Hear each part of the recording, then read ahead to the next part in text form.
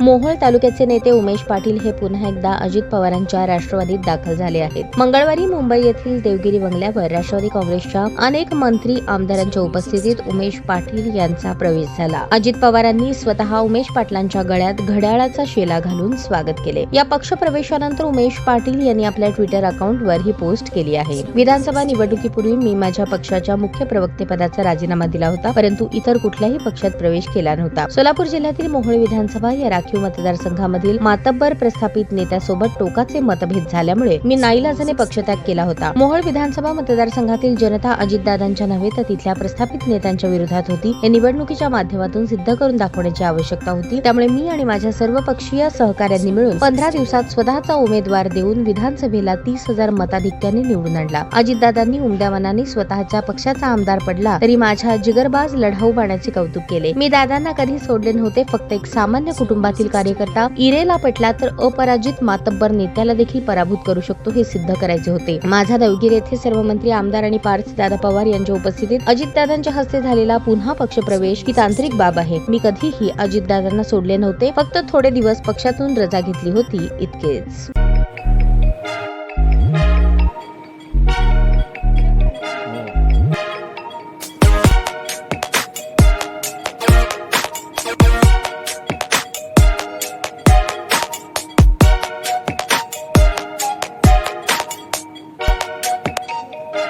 सोलापूर शहरातील सुप्रसिद्ध हॉस्पिटल म्हणजे सेंट्रल मल्टी स्पेशालिटी हॉस्पिटल मागील अनेक वर्षापासून सेवा बजावत आहे। 24 तास इमर्जन्सी सर्व्हिस, मॉडर्न टेक्नॉलॉजी, अनुभवी डॉक्टर्स तसेच अत्याधुनिक तंत्रज्ञान सुविधांनी सुसज्ज स्त्रीरोग प्रसूती विभाग, ऑर्थोपेडिक विभाग, मेडिकल विभाग आणि इतर एकमेव नाव म्हणजे सेंट्रल मल्टी स्पेशालिटी हॉस्पिटल। पत्ता गणेशपेठ शॉपिंग सेंटर, मंगळवार बाजार, सोलापूर।